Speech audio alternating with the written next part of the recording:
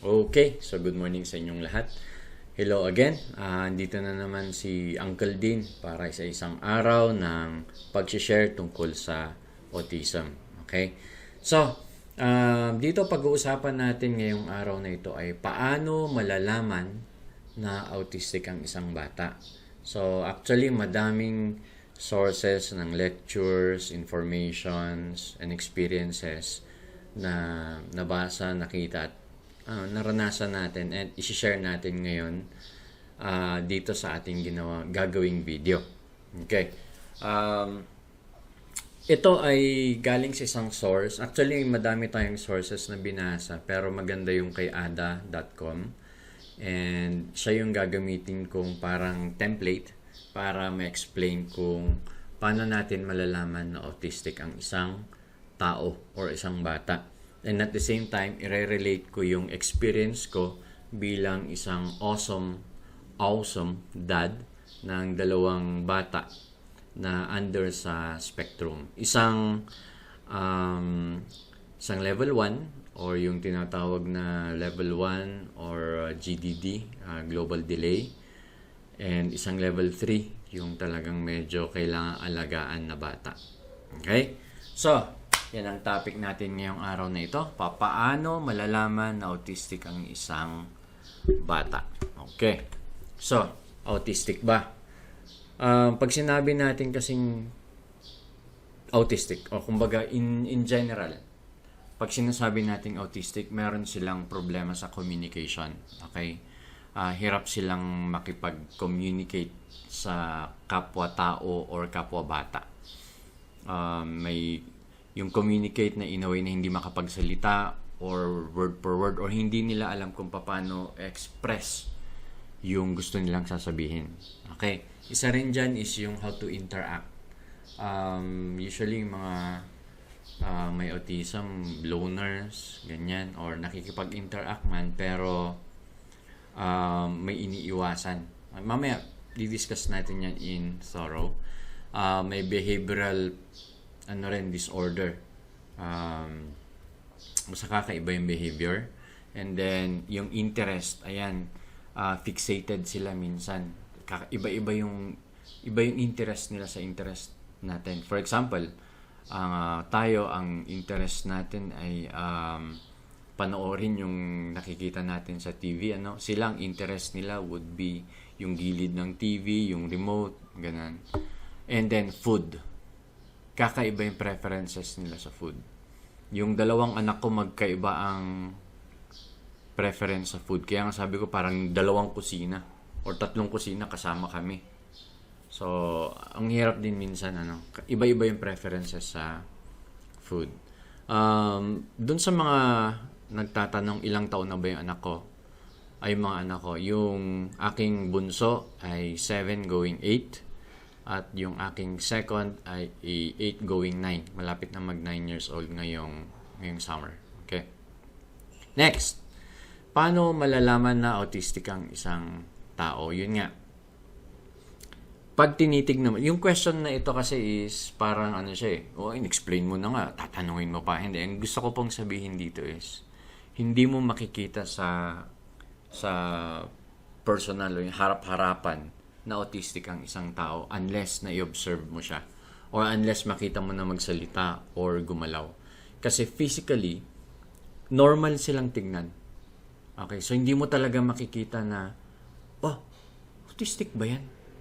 Putyang gwapo-gwapong, ganda-ganda, ganun, di ba? Hindi Unless na makita mo na magsalita, gumalaw, doon mo makikita, ma-observe na, kakaiba pala yung batang ito. Baka may something, autism siguro ito or may mental disorder. Ganun. Okay. So, pagdating sa area na paano mo makikita kung autistic ang isang tao, you have to observe.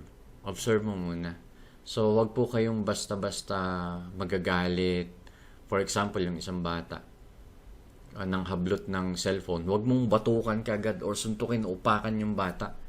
Kasi i-observe mo muna. Baka naman pagkakuha niya ng phone, hindi niya itatakbo. Ang gagawin niya is magkakalikot ng laruan, ng online game. Ganun. Or titingin ng mga photos. Ganun. So, i-observe muna. Doon mo makikita kung autistic ang isang tao. Next, paano mo malalaman kung autistic ang isang tao? Ito naman ay sa reviews na at saka sa mga researches. Okay, upon observation, makikita mo na they are avoiding eye contact. Okay, ito yung generic ito kumbaga yung pangkalahatan pagdating sa mga researches. They are avoiding eye contact. Hindi sila makatingin ng diretso sa kausap. Next is, ang isa sa common talaga is yung delayed speech and communication skills. Actually, yung nakikita ko rin dun sa mga kaklase ng anak ko, ng bunsong anak ko. Halos lahat na mga kaklase niya delayed talaga sa pananalita, pati siya. Okay? Reliance on rules and routines, totoo yan. Pagkagising sa umaga, ang gagawin ng bunso ko ay kukunin ka agad yung mag-aanap ng something electronic, laptop or phone, and then bubuksan niya yung parang baby TV niya. Ganun, bago siya pumunta ng school. Okay. Isa sa mga is being upset by relatively minor changes. Example ko ulit. Pagkagising ng umaga at hindi mahanap ng bunso ko yung kanyang laptop, at hindi siya makapanood nung kanyang pinapanood na parang baby TV, bad trip siya buong araw. Ang galit siya sa umaga na yun. So, nagkaroon ng routine tuloy. Next is unexpected reactions to sounds, taste, lights, touch, and smells. Sa sensory behavior, may explain natin yan na sanay sila sa routine ng senses nila. So, pag may bago doon, bigla silang naiirita. Like, for example, tahimik yung lugar ninyo, tapos may biglang dumaan na motor na ang lakas ng tambutso. Ganun. May bibigla yung mga bata. Okay? And difficulty understanding others' emotions. Ito, very obvious to pag makikita mo na lahat ng tao, like for example,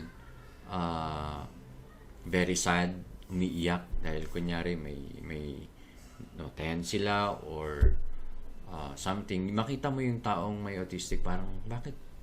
Wala lang. Kung masaya siya, masaya pa rin siya.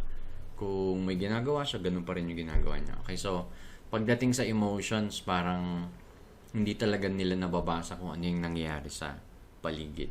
Kung meron man silang na-observe, parang curious lang sila, bakit ganun? Bakit sila umiiyak? Bakit sila tumatawa? Yan. Yung focusing on or becoming obsessed by a narrow range of interests or objects. Very visible sa mga anak ko yan. Yung isa gusto niya Lego. Yung isa naman gusto niya yung crayon. So, magkaiba talaga sila. Engaging in repetitive behavior such as flapping hands or rocking. Very common to sa mga batang may autism. Yung repetitive behavior.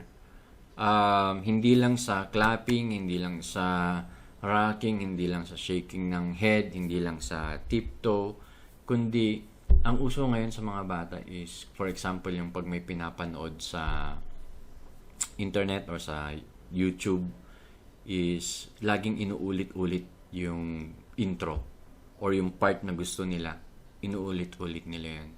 Okay, alam ko yun kasi nakikita ko sa mga bata, and kung tatanungin nyo ako, bakit binibigyan mo ba sila ng like computer time, phone time? Yes, opo, binibigyan ko sila ng time na ganun. Parang yun kasi yung naging form of education din nila in a way. So controlled naman, no problem doon. Yun nga lang minsan talaga pag may gusto silang pinapanood, yun na lang at lagi ang pinapanood nila. So kailangan sabihin na, you change that, please. You change that. Ganun. Eto, children not responding to their name by 12 months. Very common ito sa mga early stages, pag mga baby pa lang, or not pointing at a distant object by 14 months. Actually, nakita ko to sa mga anak ko yung nung in denial phase ko, na bakit kaya pag tinatawag mo yung name niya, hindi siya nagre-respond? Or ako mismo look at that. Sabihin ko dun sa bata or kunya, oh, that's yellow, that's a balloon, gan. Yung babies noon parang wala lang, hindi nila tinitignan. So sabi ko, there's something odd. Pero syempre, nung time na yun, in denial pa rin ako. Now, paano malalaman na posibleng autistic ang isang baby? Actually, madaming flag dyan eh. Madaming, kumbaga makikita mo na kaagad. Pero, marami kasi ang mga parents na nagsasabi na, baka delay lang yan. You know, pag nakilala niyo yung character ko, or kung sino po ako, very strong po akong tao. I do a lot of things. You can search my name online, walang problema. Open book po ako, and makikita niyo very strong yung character ko. Kaya during the early years na nakita ko na ganun yung mga anak ko, parang ang hirap tanggapin. In denial ako ng 4 years po. Ang hirap tanggapin. Pero nakikita ko na yung mga red flags. Hanggang talagang wala na akong choice. Nung 4-year-old na yung bata, parang inaccept ko na iba na talaga ito. I have to do something. So doon na po ako nag-start na magtingin ng how to educate them. Doon na ako talaga nag-aral. And that was in 2019. Okay. So, paano malalaman na posibleng autistic ang isang baby? Ang ganda ng source na nabasa ko kay ada.com. Okay. So, sabi niya, paano malalaman na posibleng autistic ang isang baby? Not bubbling by 4 months old. So, pag 4 months old na yung baby, yung parang hindi siya hindi gumagana, napakatahimik. Okay. So, actually, nakita ko rin doon sa babies ko na sabi ko, bakit kaya itong mga to parang napaka-behave naman, napaka-silent naman. Siyempre, sa isip ko, believe lang siguro. And then, hindi sila nag-smile or they're not laughing by 6 months. And then, they have no interest in games. Like, for example, ito yung by yung pag mga between 5 to 8 months, yung parang kahit na nilalaro mo sila, tumitingin pa rin sila sa iba or tinitignan ka lang, wala lang. Parang ganun. And then, pag 1-year-old na ito, not responding to their name by 1-year-old or by 12 months. Actually, very crucial ito. Pag nakita nyo ito, or pag nakita nyo yung pamangkin nyo or some baby, na magwa 1 year na hindi pa rin niya alam yung pangalan niya, hindi pa rin nagre-respond. Medyo tingnan na lang natin na baka nga pasok siya sa autism. Baka kailangan patingin na sa doktor. Kasi, bakit kanyo? Kasi di ba as parents, ang pag-uwi natin, lagi nating sinasabi yung pangalan ng bata.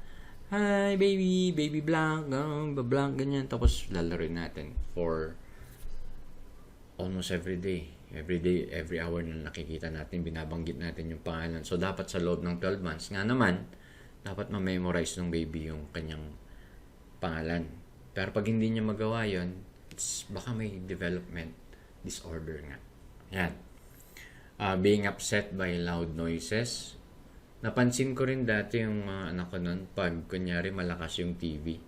Parang parang atubili. Ganun. Being happy to play alone, and not making eye contact. Ito, grabe yung not making eye contact. Ako, ang talagang flag ko nung nagtataka lang ako, is yung pag may tinuturo ako, hindi niya tinitingnan. Or pag tinatawag ko yung pangalan niya, hindi siya nagre-respond. Or pag kinakausap ko siya, hindi nila ako tinitignan ng diretso. Siyempre, tingin lang, out of curiosity siguro, tinitignan yung lips ko na gumagalaw, ganyan. Pero yung mata nila, gumaganon pa rin. Okay, so not making eye contact. Now, paano malalaman na posibleng autistic ang isang bata from 1 to 2-year-old? Okay, ito yung between 1 to 2-year-old, so toddler. Not developing language skills. Ito yung very basic lang, mama, papa. Okay, mama, papa. I think yung mga anak ko, nag-develop sila, mga magti 3-year-old before talaga sila makapagsabi ng mama. Okay, papa. Ganun. Hindi pa nga mama, papa, more on yung Mama, tapos ibang words na. Ganyan. Yung mama at saka papa, actually ngayon lang namin naririnig nung um, around 5 or 6 year old. Doon lang nila nasasabi yung mama at saka papa. Okay? Tapos only saying one word at a time. Totoo yan. Hindi po talaga sila makapagsalita ng diretso. Parang ouch, ganun lang, or food, ganun lang, or TV or phone, one word lang at a time. And then repeating words over and over. Okay, totoo yan. And then lack interest in playing social games, hindi talaga sila palalaro. And then not making eye contact still, not imitating others, not engaging in repetitive behavior such as flapping hands, rocking, or twirling. Actually, sa amin, ang talagang nakita ko na nung mga 2-year-old si Roga, yung second is yung ganyan. Or pag kunyari nanonood kami ng TV, ganyan siya. Or yung tiptoe, or yung clap ng hands. Yung may repetitive siya na behaviors na ginagawa. So, napansin ko yun ng mga 2-year-old yung aking second. Next. Paano malalaman ang autistic ang isang bata from 2 to 5-year-old? So, ito naman, between 2 to 5-year-old. Ito yung very crucial sa atin as parents. Kasi ito yung period na in denial talaga tayo. And I tell you, may mga nakausap akong parents na in denial sila. And parehas ko rin na nung tinanggap nila, talagang nakakaiyak. Kasi sino ba naman ng parent ang gusto na may autism ang anak nila? Okay? Much more sa akin kasi dalawa sila. So between 2 to 5-year-old, sabi sa research is, they are not expressing emotion or on a limited range of emotions. So yung emotion na ito parang blank face lang, nakaganyan lang. Ito. Yung pinapagalitan mo sila dahil for example nakabasag sila ng baso, tapos pinapagalitan mo sila, nakaganyan lang sila sa inyo. Hindi nila alam kung bakit nagpapalit-palit yung mukha ninyo or galit kayo or masaya kayo or sinasermonan nyo sila. Nakaganyan lang. See? Ito, kasama yung second is difficulty interpreting different emotions in others. So, hindi nila alam kung bakit kayo galit. Or nakabasag siya ng baso, bakit ka galit? Pininturahan mo yung wall. Pininturahan ng bata yung wall. Ginamit niya yung color or yung pentel pen. Nagsulat siya doon ng ABCD. Pagtingin niya sa'yo, galit ka. Bakit ka galit? Yun. Naranasan namin lahat yun. In fact, yung wall ng bahay, naging malaking blackboard. Not seeming attached to parents. Sa area na ito, medyo masasabi ko na iba naman yung sa mga bata, sa mga anak ko. Kasi parang isa sa mga training namin sa kanila is maging malapit sa amin. So, talagang hinahag namin sila, minamassage, ganyan. So, nagkaroon kami ng parang banding na actually attached yung mga anak ko sa amin. In fact, sa lahat ng tao sa bahay. The thing is, pagdating lang sa pag nagagalit kami dahil may ginawa sila, hindi nila maintindihan bakit. Yan. Lacking interest in playing social games. Totoo yan. Actually, makikita nyo ang anak nyo ay baka autistic. Is that pag hinalo nyo sa mga bata, hindi sila nakikipaglaro sa mga bata. Kumukuha lang sila ng toy nila, doon lang sila sa gilid. Tapos, soloista. Kumbaga, naglalaro lang sila sa gilid. Nakita ko yan doon sa aking second na anak kasi pag pumupunta yung mga kasing edad nila na mga pinsan nila, hindi siya nakikipaglaro. Okay, may sarili siyang mundo na nilalaro. Kumbaga, meron siyang yung Legos niya or yung ball niya or basta may iba siyang ginagawa. Samantalang yung bunso namin na global delay or level 1 autism, nakikipaglaro sa mga pinsan nila, pero nagsasawa rin na madaling magsawa. Ayan. Okay. Interest in playing with one particular toy or object, makikita niyo yan. Or very common actually is yung nililinya-linya.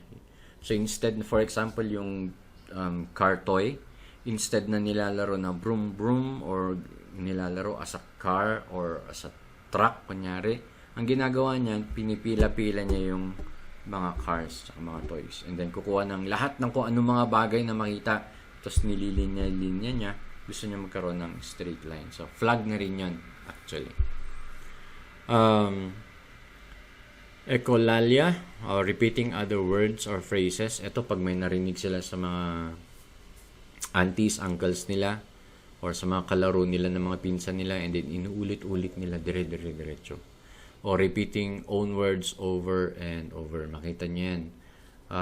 For example, I want toy, I want toy, I want toy, I want toy, I want toy, I want toy, I want toy. Ganun. Using formal languages and expressions rather than the slang of their peers. Well, nakikita ko ito dun sa bunso namin, kay Remus.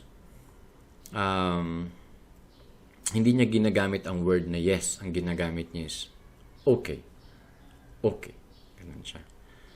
Or not developing language skills at all. Ito actually, ang dami kong nakita mga batang ganito na I'm so thankful na yung bunso namin, si Remus, ay nagsasalita. Okay. Hindi yung buo, hindi yung sentence, pero nagsasalita like, I want food, or chicken, or rice. Sinasabi niya. Yung second, si Roga, hindi niya masabi. Well, pero kinukuha na lang niya. Ganun. They're having, ito, very common ito. Yung toilet training. Okay? Karamihan ng mga batang may autism, hindi hirap sila na matutunan kung paano magpupo dun sa toilet, magpoop, kumbaga. Ang hirap namin actually i-train yung mga bata para malaman na kung paano nila gawin yung magpoop dun sa toilet. Ang tagal. Case to case basis yan, bawat parents naman. Nasa atin actually yung kung paano nyo ituturo yung pagpoop sa mga batang may autism. Case to case basis yan, but kailangan talaga may effort sa part natin. Minsan nakakatuwa, pero ganun talaga. Isa sa mga ginawa ko nun is yung mga bata nasa harap ko, and then nandun ako sa may toilet bowl, tapos yun, parang okay, this is how to poop, this is how to poop, ganun, sorry and then after nung nagpoop ako, syempre pinakita ko ganito yung paghugas, ganyan, o pag tissue, and then pagtayo ko pinakita ko pa, poop, poop, poop, sorry again, poop, poop, poop, ganyan, then finish ko.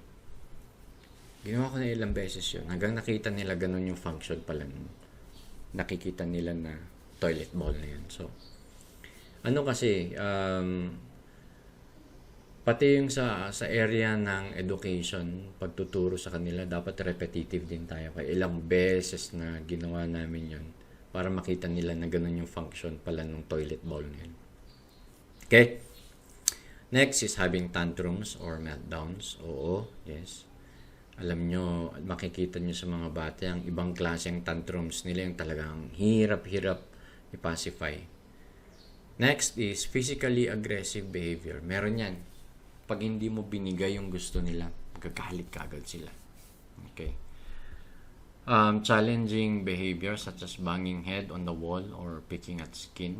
Nakita ko rin sa mga anak ko yan. And then engages in behavior such as flapping hands, rocking, or twirling. Okay? So, yan. And then, ito naman, paano mo malalaman na posibleng autistic ang isang bata, kunyari 5 years old and up na? Okay. Napagdaanan kasi namin yan kasi although in denial ako ng medyo matagal, na-observe ko yung mga yun, tapos at the back of my mind, parang what if ganito, what if autistic nga sila. Ano yung mga next moves ko? Ganun. So, meron actually in denial ako, pero at the back of my mind, gumagawa na ako ng parang gagawin na backup sa mga what if. Ganyan. So, kahit pa paano nahabol naman, in a way na nung 4-year-old yung si Roga and then 3-year-old yung si Remus, nag-start na kaming, kumbaga, unti-unting magpakita ng visual education. So, ang dami naming mga kinuhang mga yung mga placards, yung mga pinagdidikit namin sa wall, mga posters about animals, mga letters, ganyan. And nakakatuwa kasi ang dali nilang na-pick up yung area na yan. Okay. Nagkaroon lang talaga ng delay sa education, sa formal education, kasi nga iba yung level talaga nila. Si Remus, I'm thankful na nasa SPED siya ngayon, although non-graded. Pero yung si Roga is homeschool na lang. Okay, homeschool na lang kasi napaka-hyperactive pa ng batang yun. So, pagdating sa 5 years old and up, may tinatawag na higher or lower. Okay, so ito yung dapat makita rin natin. Ano ba yung higher at saka ano yung lower? Kasi hindi dahil autistic ang isang bata, kumbaga, ang tingin natin, useless na. Hindi po. Okay, actually, ang mga batang may autism, functional naman yung mga yan. Pero hindi, yung functionality nila is higher or lower. Tingnan natin ano yung tinatawag na lower functioning pag 5-year-old and above na ito is, first, do not use speech at all. Okay. Become extremely distressed pag may change to routine. Exhibit challenging behavior.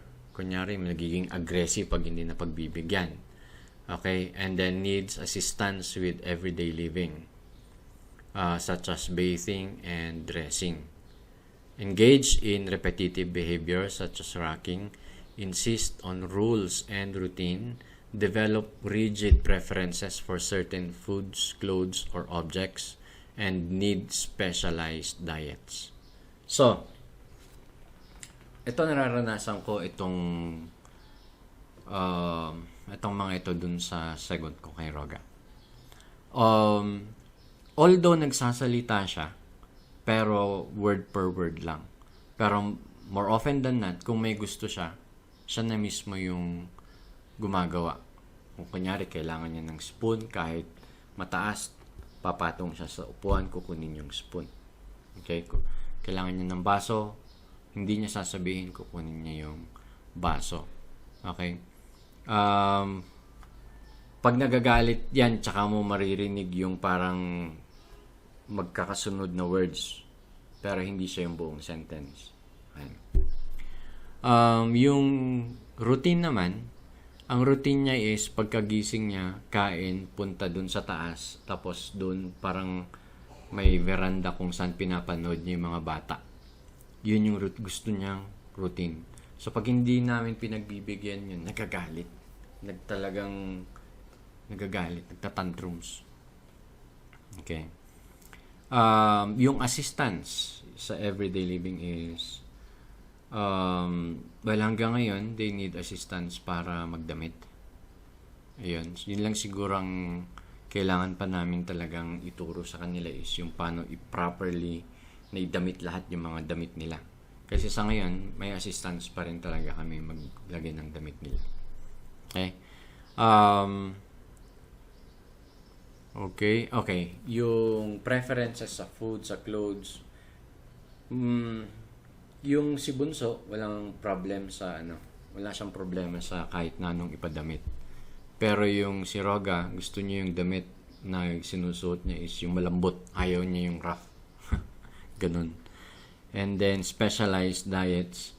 Yung Bunso, kahit na ano ang ipakain namin, kinakain. Well, of course, wag lang gulay. Yun yung hindi pa namin kaya ipakain. Pero yung second talagang piling-pili lang kinakain.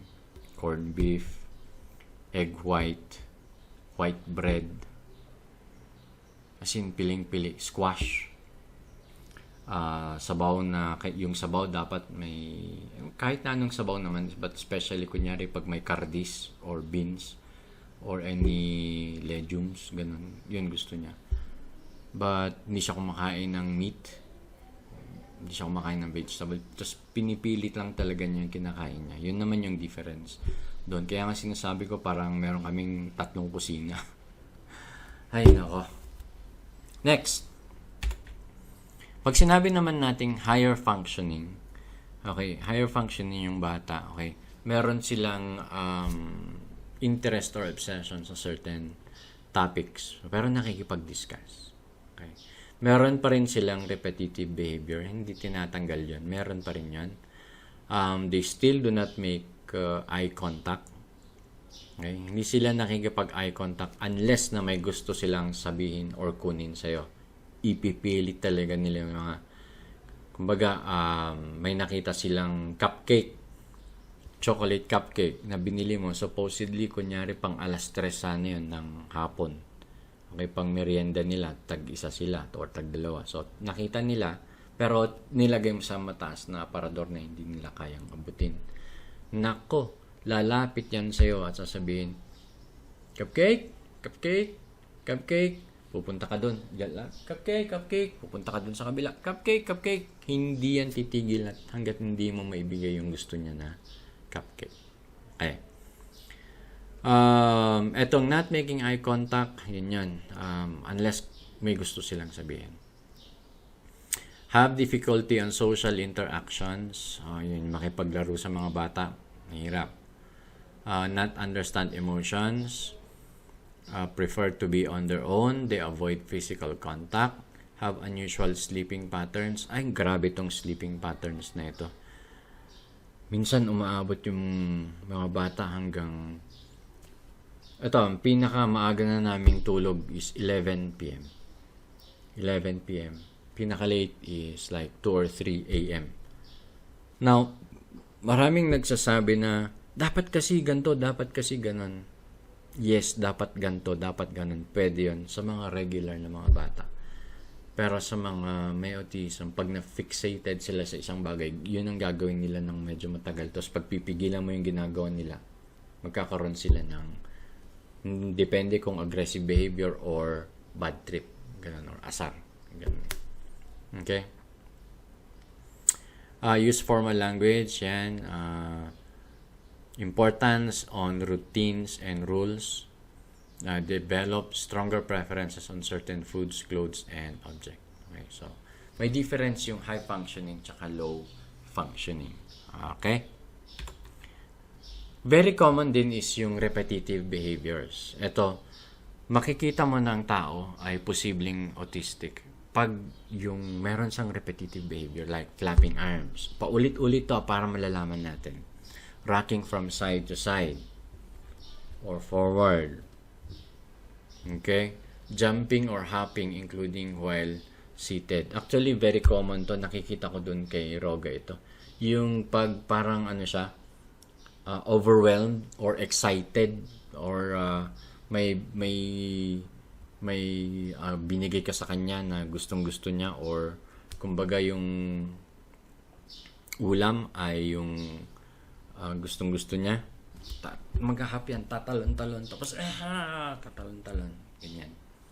Jumping or hopping. Okay. Flicking a rubber band or piece of string. Ayun, actually ito iniiwasan namin magkaroon ng rubber band sa bahay. Kasi pag ginaganyan nila, tumatama sa kamay nila.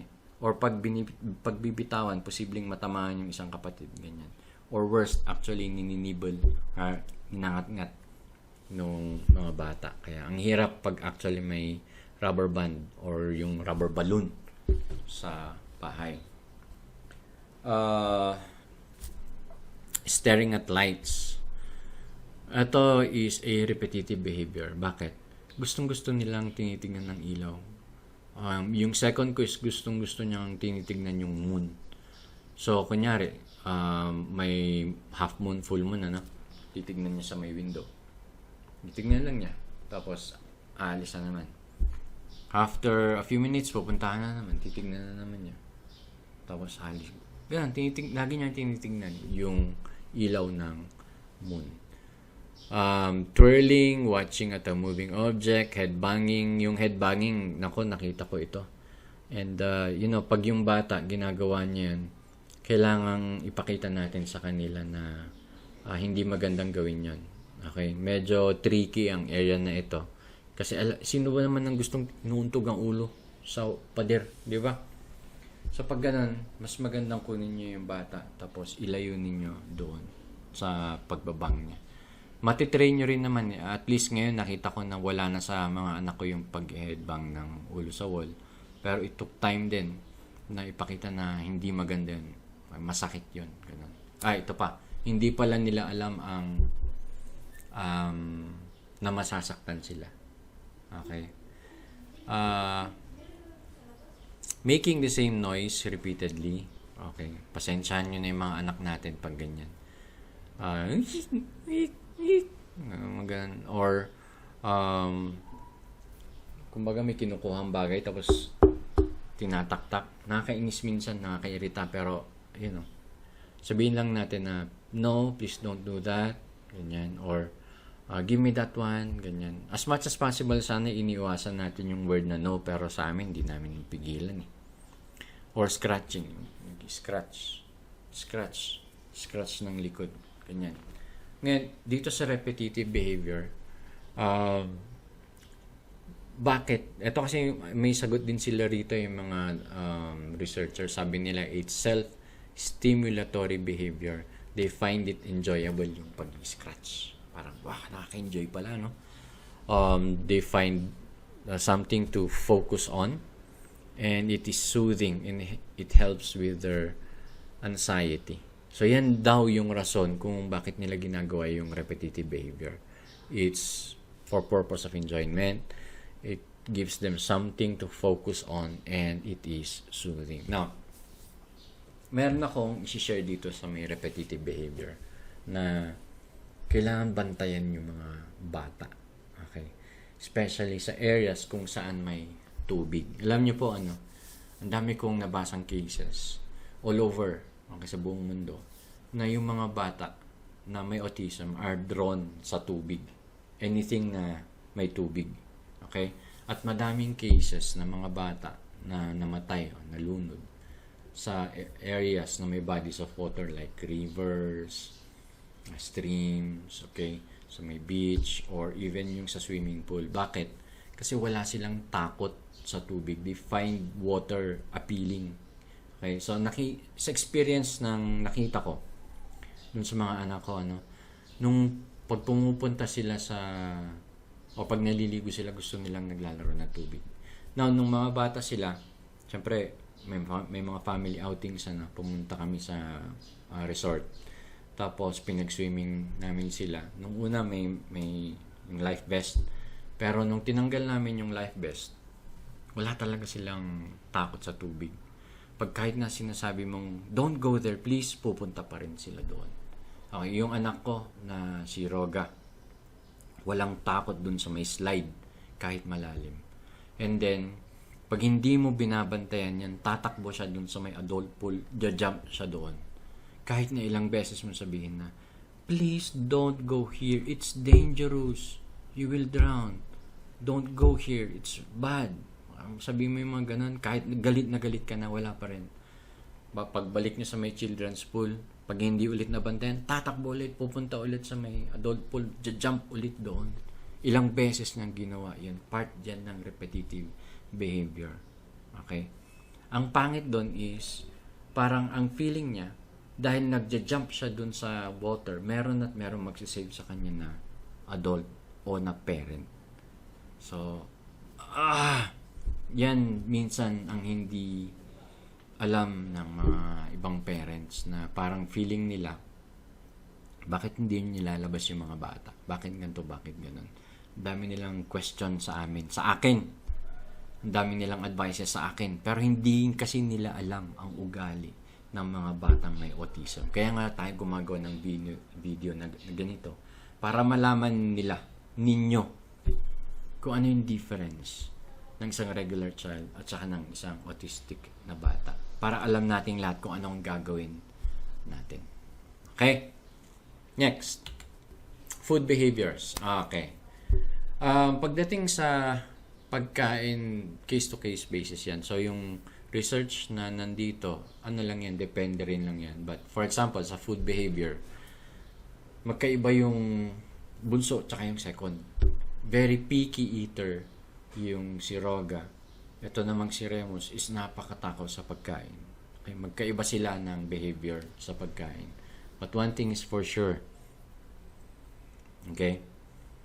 Ang mga batang may autism, meron silang specific preference na gustong-gustong kinakain. Okay, yan. Next is challenging behaviors. Okay, ano yung challenging behaviors? Ito yung pag na-frustrate sila, na-overwhelm, or unwell, or talagang bad trip lang talaga. Or sa experience namin, for example, may gustong gawin yung bata, pero ayaw mong gawin niya. Or pinapapasok mo siya sa bahay. Or for example, lumabas kami ng gate and then pumunta kami ng store, bumili ng food. Pero pagbalik, nag-slump na dun sa kalsada, ayaw na niyang umalis. Or pumunta, may malapit kasi na school sa amin. Pumunta siya dun sa may school, pumasok sa loob ng isang classroom. Tapos nung pinapalabas mo kasi, siyempre nadidisturb yung klase na yun, nagwawala na siya.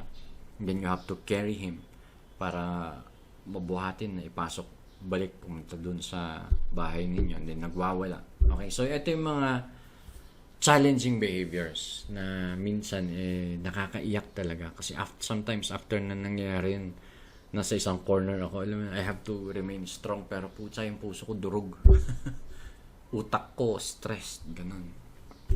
Anyway, ito yung usually yung ginagawa nila, banging their head on walls. Okay? Or hitting themselves, poking themselves in the eye. Ito, grabe ito. Buti na lang wala sa anak ko yung mga yan. Okay? Pulling their hair, yung galit. Scratching at their skin, picking their skin, biting themselves, smearing feces, naglalaro ng tae. Okay? Or throwing objects. Ito common ito pag nag-throw sila ng objects. Or hitting, slapping, or biting other people, or pulling other people's hair.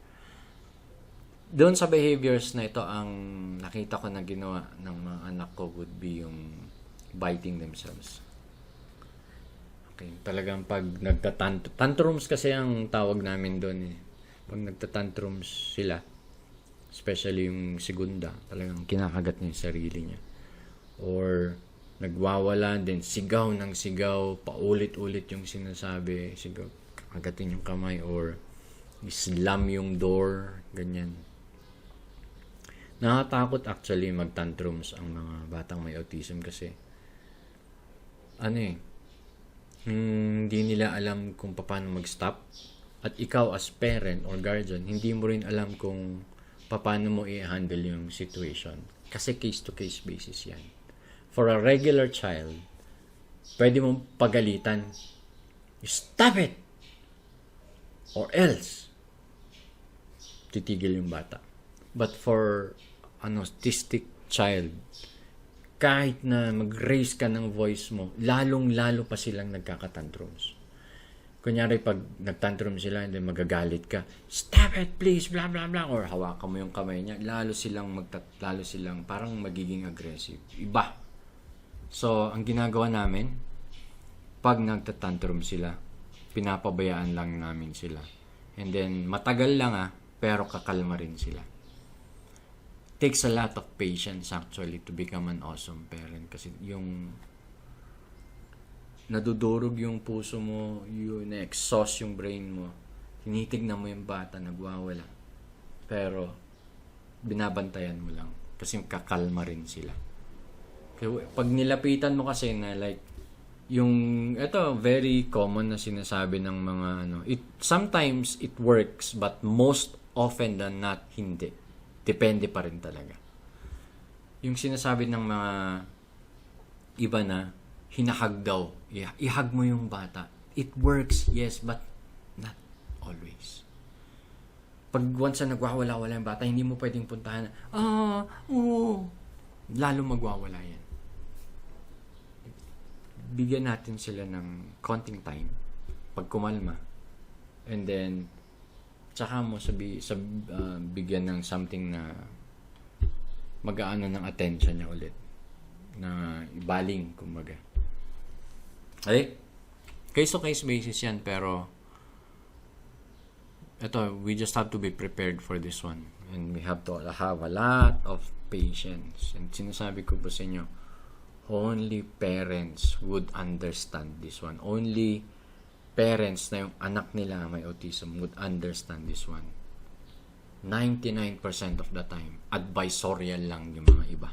Kasi hindi naman nila alam kung ano yung pinagdadaanan natin as autistic na, as awesome parents.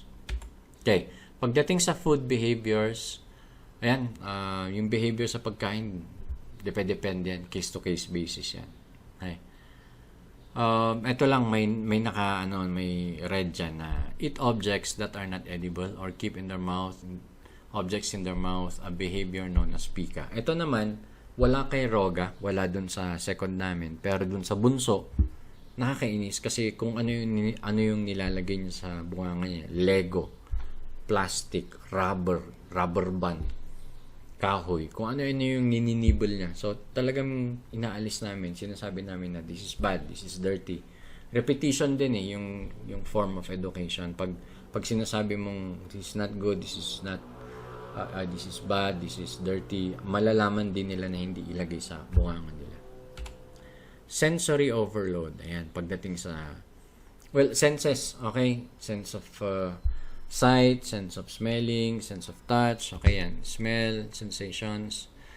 It can become overwhelming. In these situations, a person may have a meltdown. So, ano yung parang sensory overload?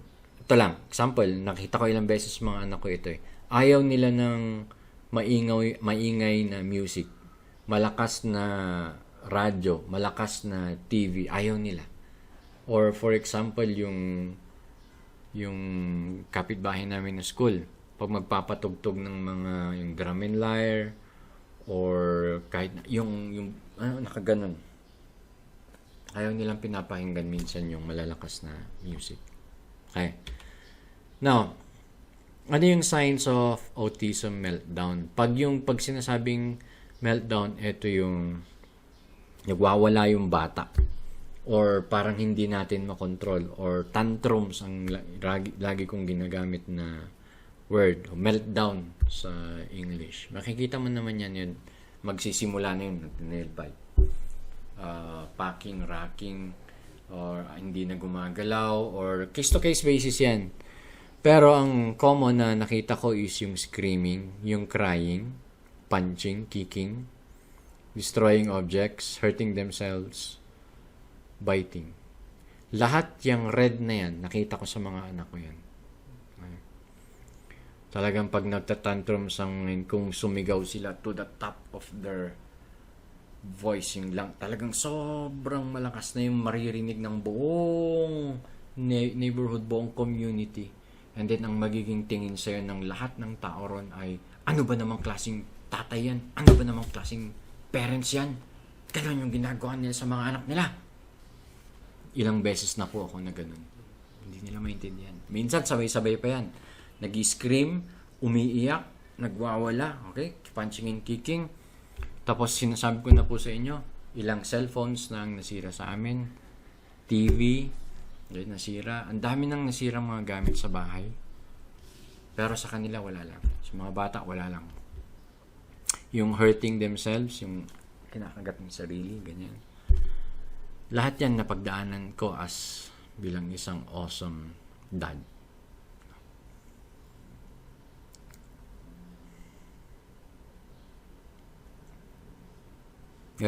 Again, case-to-case basis yan sa bawat magulang. Ano naman yung autistic savant? Ito, naiinis ako eh. Totoo lang, naging advocate ako ng teaching people what autism is. Advocate na ako eh. Kasi gusto ko malaman ng buong mundo, ng community, kung saan ako nakatira, kung ano yung autism. Para pag lumalabas kami ng mga bata, huwag nilang i-question. Bakit ganun?